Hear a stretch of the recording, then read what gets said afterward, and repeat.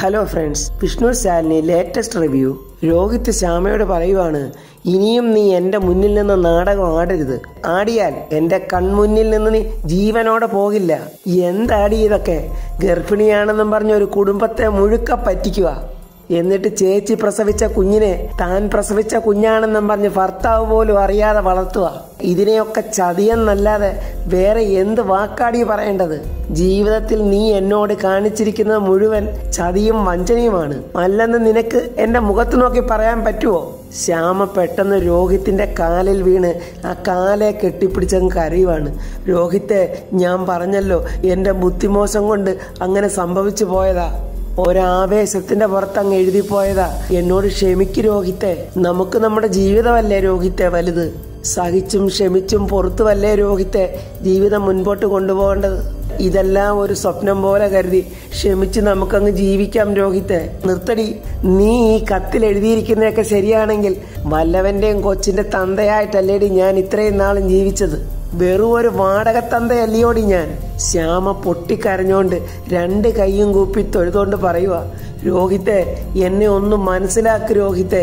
ഞാൻ ചീത്തയായ ഒരു പെണ്ണല്ല രോഹിത്തെ. രോഹിത്തിനെ ഞാൻ ചതിച്ചിട്ടുമില്ല. എന്റെ മനസ്സിൽ അന്നും ഇന്നും എന്നും ഭർത്താവെന്ന സ്ഥാനം എന്റെ രോഹിത്തിന് മാത്രമുള്ളതാ. അതെന്റെ മരണം വരെ അങ്ങനെ തന്നെ ആവുകയും ചെയ്യും. മനസ്സുകൊണ്ട് ഞാൻ എന്റെ രോഹിത്തിനെ ചതിച്ചിട്ടില്ല. എന്റെ രോഹിത്തിനെ ഈ ജന്മം ഞാൻ ചതിക്കുകയുമില്ല. എന്ത് ലാഘവത്തോടെയാടി നീ ഇതൊക്കെ എന്നോട് മറക്കാൻ പറയുന്നത്? സ്വന്തം ജീവിതം വെച്ച് ആരെങ്കിലും ഇങ്ങനെ ഒരു തീക്കളി കളിക്കുവോ? പപ്പിയുടെ അച്ഛൻ ശരിക്കും ആരാടി? വിഷ്ണു അല്ലേ? എടി അല്ലേന്നാ ചോദിച്ചത്. പുറത്തുനിന്ന് ഇതെല്ലാം കേട്ടോണ്ട് നിൽക്കുന്ന വിഷ്ണു രോഹിത് ശ്യാമയോട് പറയുന്ന ആ വാക്ക് കേട്ട് അങ്ങ് ഞെട്ടിത്തെറിച്ച് നിൽക്കുവാണ്. വിഷ്ണുവിന്റെ കാതിലോട്ട് ആ ശബ്ദം ഇങ്ങനെ മുഴങ്ങുവാണ്. പപ്പിയുടെ അച്ഛൻ വിഷ്ണു അല്ലേടി എന്ന് ചോദിച്ച ആ ചോദ്യം വിഷ്ണു ഒരു പ്രതിമ കണക്ക് അങ്ങനെ ഞെട്ടി നിൽക്കുവാണ്. എടി, നിന്നോടാ ചോദിച്ചത്, പറയടി, പപ്പിയുടെ അച്ഛൻ വിഷ്ണു അല്ലേ എന്നിങ്ങനെ രോഹിത് വീണ്ടും ചോദിക്കുമ്പോൾ വിഷ്ണുവിന്റെ കണ്ണിങ്ങനെ വിടർന്ന് ആ കണ്ണിൽ നിന്നും ആനന്ദ കണ്ണുനീരിങ്ങനെ ഒഴുകുവാണ്. പപ്പിയെയും സത്യയും പ്രസവിച്ചത് ആരാടി? പറയടി, ആരാന്ന്? എടി ശാലിനി പ്രസവിച്ചതല്ലേ പപ്പിയെയും സത്യയും? എടി ശാലിനി അല്ലേ പപ്പിയുടെയും സത്യയുടെയും അമ്മ? ഇതൊക്കെ കേൾക്കുന്ന വിഷ്ണു ഇതേത് ലോകത്താ നിൽക്കുന്നത്? ത്രിശങ്ക് സ്വർഗത്തിലാണോ എവിടാണോ നിൽക്കുന്നത്? വിഷ്ണുവിന്റെ ആ മുഖത്ത് വിരിയുന്ന ആ ഭാവങ്ങള്, ദൈവമേ, ഇത്രയും നാളും ഞാൻ എന്റെ ശാലിനിയെ തെറ്റിദ്ധരിച്ചല്ലോ. പപ്പിയും സത്യവും എന്റെ മക്കളോ? എന്റെ കൺമുന്നിൽ ഞാൻ കാണുന്ന കുഞ്ഞുങ്ങൾ എന്റെ മക്കളായിരുന്നോ? എടി, എന്തും വേണ്ടി കള്ളങ്ങളാടി നീയും നിന്റെ വീട്ടുകാരും ചേർന്ന് നടത്തിയിട്ടുള്ളത്. ഇതിൽ എഴുതിയിരിക്കുന്ന മുഴുക്ക സത്യമാണെങ്കിൽ ആത്മഹത്യ ചെയ്യേണ്ടത് നീ മാത്രമല്ല, നീയും നിന്റെ അമ്മയും നിന്റെ കുഞ്ഞേച്ചിയും എല്ലാരും കൂടി കൂട്ടത്തോടെ ആത്മഹത്യ ചെയ്യണം. രോഹിത്തെ, അങ്ങനൊന്നും പറയാതെ രോഹിത്തെ. എന്നെ ചതിച്ച ചതിയിൽ നിങ്ങൾ കുടുംബത്തോട് അതിൽ പങ്കുണ്ട്. നിന്റെ കുഞ്ഞേച്ചി നൊന്ത് പ്രസവിച്ച കുഞ്ഞിനെ അനുജത്തിയുടെ ജീവിതം തകരാതിരിക്കാൻ വേണ്ടി ദാനം ചെയ്ത പുണ്യവതി. അതുകൊണ്ട് അവളും നിന്റെ അമ്മയും ഒക്കെ അറിയണം നിന്നെ ഞാൻ കൊന്നുവെന്ന്. രോഹിത്തിന്റെ ആ വാക്കുകൾ കേട്ട് ശ്യാമയങ്ങ് വിറയ്ക്കുവാണ്. രോഹിത്തെ എന്തുവാ പറയുന്നേ? നിന്റെ ജീവൻ ഞാൻ എടുക്കാനുള്ള കാരണം അവരും കൂടിയാണെന്ന് അവര് മനസ്സിലാക്കണം. ഇത്രയൊക്കെ എന്നെ ചതിച്ചിട്ട് ഇനി നീ ജീവിച്ചിരിക്കാൻ പാടില്ല. നീയൊക്കെ മരിക്കുന്നതാടി നല്ലത്, അതും എന്റെ ഈ കൈ കൊണ്ടുള്ള മരണം എന്നും പറഞ്ഞ് രോഹിത് ശ്യാമയുടെ കഴുത്തെ കുത്തിപ്പിടിച്ച് ആ കട്ടിലോട്ടിട്ട് കഴുത്ത് പിടിച്ച് ഞെരിക്കുവാണ്. രോഹിത്തെ വിട്, രോഹിത്തെ എന്നെ വിട് എന്നും പറഞ്ഞ് ശ്യാമ ഇങ്ങനെ അലറുന്നുണ്ട്. ശ്യാമയുടെ ആ കരച്ചിൽ കേട്ടോണ്ട് വിഷ്ണു അകത്തോട്ട് ഓടിച്ചെല്ലുവാണ്. രോഹിത്തെ, വിടറാ അവളെ, വിടറാ അവളെ, മാറടാ അങ്ങോട്ട് എന്നും പറഞ്ഞ് വിഷ്ണു രോഹിത്തിനെ പിടിച്ചൊരൊറ്റ തള്ളു. പാവം ശ്യാമ കഴുത്ത് തടവിക്കൊണ്ട് ഇങ്ങനെ പയ്യെ എഴുന്നേറ്റ് വിഷ്ണുവിനെ നോക്കുവാണ്. രോഹിത്താണെങ്കിൽ തീവാർന്ന കണ്ണുകളോടെ വിഷ്ണുവിനെ ഇങ്ങനെ നോക്കുവാണ്. വിഷ്ണു രോഹിത്തിന്റെ കയ്യിലിരിക്കുന്ന ആ കത്ത് കാണുന്നുണ്ട്. എന്നിട്ട് രോഹിത് ആ കത്ത് വിഷ്ണുവിന്റെ കയ്യിലോട്ട് കൊടുക്കുവാണ്. ആ കത്ത് വാങ്ങിച്ചുകൊണ്ട് വിഷ്ണു നിറകണ്ണുകളോടെ രോഹിത്തിനെ ഇങ്ങനെ നോക്കുന്നുണ്ട്. വിഷ്ണു ആ കത്തിങ്ങനെ വായിക്കുന്ന കണ്ട് സഹിക്കാൻ വയ്യാതെ ദേഷ്യത്തോടെയും കരഞ്ഞോണ്ടെയും രോഹിത് പുറത്തോട്ട് പോവുകയാണ്.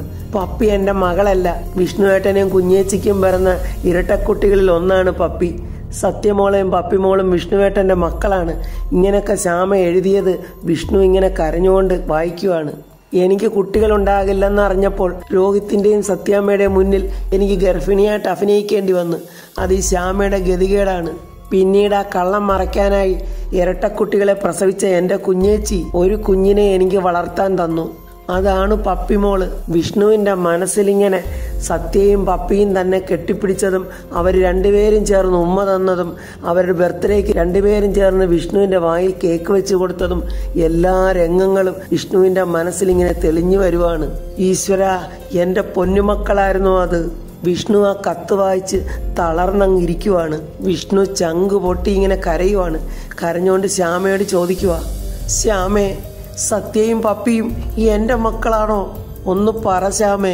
ശ്യാമ വിങ്ങി പൊട്ടി കരഞ്ഞുകൊണ്ട് പറയുക, ആന്ന് വിഷ്ണുവേട്ട, സത്യയും പപ്പിയും വിഷ്ണുവേട്ടൻ്റെ മക്കളാണ്. വിഷ്ണുവിനാണെങ്കിൽ എന്ത് പറയണമെന്നറിയാതെ വിഷ്ണു അങ്ങ് ഏങ്ങിലടിച്ച് കരയുവാണ്. കാരണം അത്രമാത്രം ശാലിനിയെ ദ്രോഹിച്ചല്ലോ വിഷ്ണു. അത്രമാത്രം മോശമായ വാക്കുകളും എന്തൊക്കെ പറഞ്ഞ് അപമാനിക്കാവോ ആ അപമാനമെല്ലാം അവൻ ശാലിനിയോട് ചെയ്തല്ലോ. കരഞ്ഞോണ്ട് ശ്യാമ രണ്ട് കൈയും കൂപ്പി തൊഴുതുകൊണ്ട് പറയുന്നു, വിഷ്ണുവേട്ട, എൻ്റെ കുഞ്ഞേച്ചി ഒരു തെറ്റും ചെയ്തിട്ടില്ല. എൻ്റെ കുഞ്ഞേച്ചി വിഷ്ണുവേട്ടനെ ചതിച്ചിട്ടില്ല. എൻ്റെ കുഞ്ഞേച്ചി ഒരു പാവമാണ്. എൻ്റെ ജീവിതം തകരാതിരിക്കാൻ വേണ്ടി എൻ്റെ കുഞ്ഞേച്ചി എന്നെ സഹായിക്കാൻ വേണ്ടി ഒരു തെറ്റ് മാത്രമേ എൻ്റെ കുഞ്ഞേച്ചി ചെയ്തിട്ടുള്ളൂ. ശ്യാമയുടെ ആ വാക്കുകൾ വിഷ്ണുവിൻ്റെ നെഞ്ചിൽ ചാട്ടവാറടിക്കുന്ന വേദനയാണ് തോന്നുന്നത്. കാരണം കുറച്ചു മുമ്പ് വിഷ്ണു ശാലിനിയോട് പറഞ്ഞ വാക്കുകൾ അത്രയ്ക്ക് മോശമായിരുന്നു. നീ ശരിയല്ല, മനസ്സും ശരീരവും മറ്റൊരുത്തന് കൊടുത്തിട്ട് നീ എന്നെ സ്നേഹിക്കാൻ വരുന്നതിന് നിന്നെ എന്തു പേരിട്ടാടി ഞാൻ വിളിക്കേണ്ടത് എന്നൊക്കെ ശാലിനിയോട് പറഞ്ഞില്ലേ? നിനക്ക് പോയി ചത്തൂടെ? ഏതെങ്കിലും കുളത്തിലോ ആറ്റിലോ ചാടി പോയി ചാകടി. അതല്ലെങ്കിൽ കുറച്ച് വിഷം മേടിച്ച് കഴിച്ചെങ്കിലും ചാകടി. അങ്ങനെയെങ്കിലും മറ്റുള്ളവർക്ക് നീ സ്വസ്ഥത കൊടുക്ക് എന്നൊക്കെ വിഷ്ണു ശാലിനിയുടെ മുഖത്ത് നോക്കി പറഞ്ഞപ്പോൾ ശാലിനി നിറകണ്ണുകളോടെ വിഷ്ണുവിനെ നോക്കി നിന്ന ആ നിൽപ്പ് വിഷ്ണുവിൻ്റെ മനസ്സിലങ്ങനെ മുള്ളാണി തറയ്ക്കുന്ന പോലെ നിൽക്കുവാണ്. വിഷ്ണുവേട്ട, എൻ്റെ കുഞ്ഞേച്ച ഇനിയെങ്കിലും വിഷ്ണുവേട്ടൻ വിശ്വസിക്കണം. പപ്പിയും സത്യയും വിഷ്ണുവേട്ടൻ്റെ സ്വന്തം കുഞ്ഞുങ്ങളാ, വിഷ്ണുവേട്ടൻ്റെ സ്വന്തം ചോരയാ. ദൈവമേ, എൻ്റെ ശാലിനിയെ ഞാൻ എന്തൊക്കെയാ പറഞ്ഞത്? ഞാൻ പറഞ്ഞ ആ ക്രൂരമായ വാക്കുകളെല്ലാം അവൾ എങ്ങനെ സഹിച്ച്? വിഷ്ണു അതൊക്കെ ഓർത്ത് പൊട്ടി പൊട്ടി കരയുവാണ്. രണ്ട് കൈയും തലയ്ക്ക് അടിച്ചടിച്ച് വിഷ്ണു കരയുവാണ്. എന്തിനാടി നിങ്ങളെല്ലാവരും കൂടി ചേർന്ന് ഇതൊക്കെ മറച്ചു വെച്ചത്? അവക്ക് എന്നോടെങ്കിലും ഈ സത്യങ്ങൾ പറയാമായിരുന്നില്ലേ? ഇതിനിതൊക്കെ ഞാൻ എന്ത് തെറ്റാ ചെയ്തത്?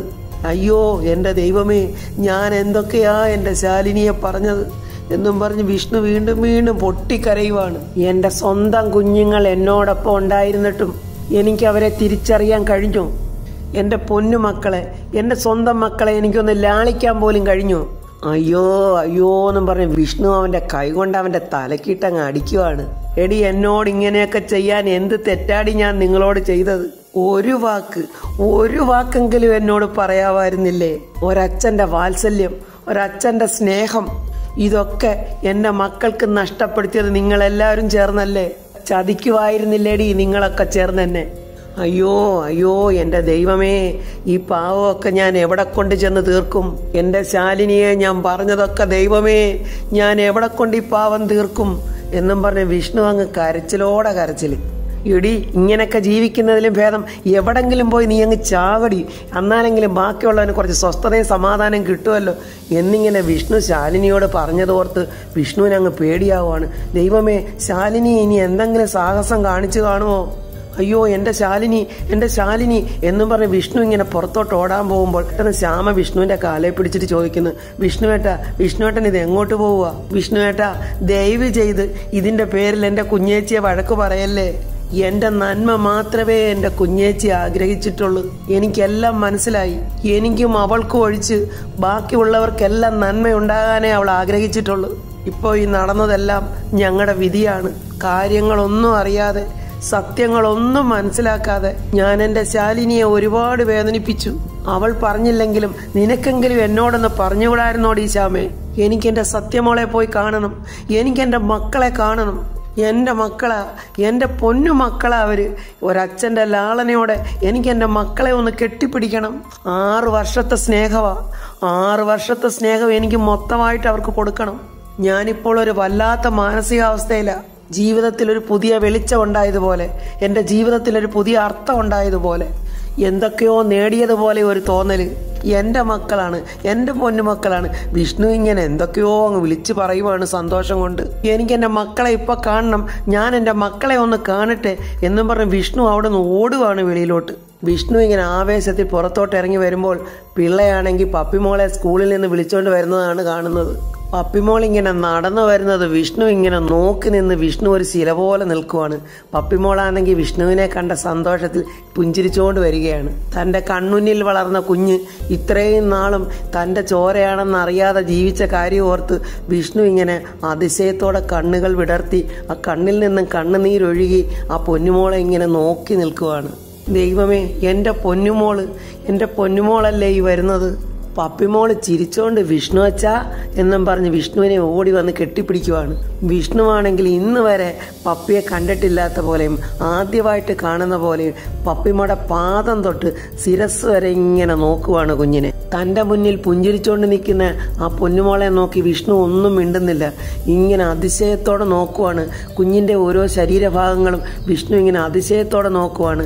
ഒരച്ഛൻ്റെ ലാളന. എൻ്റെ പൊന്നുമോളെ ഒരച്ഛനായിട്ട് ഇതുവരെ ഒന്ന് തലോടാൻ പോലും പറ്റിയില്ലല്ലോ. എന്തൊക്കെയോ ഇങ്ങനെ മനസ്സിൽ വിഷ്ണു ഇങ്ങനെ ചിന്തിച്ചുകൊണ്ട് കുഞ്ഞിനെ തന്നെ നോക്കി നിൽക്കുവാണ്. പപ്പിമോള് ചോദിക്കുന്നു, വിഷ്ണു അച്ഛന് ഇത് എന്ത് പറ്റി?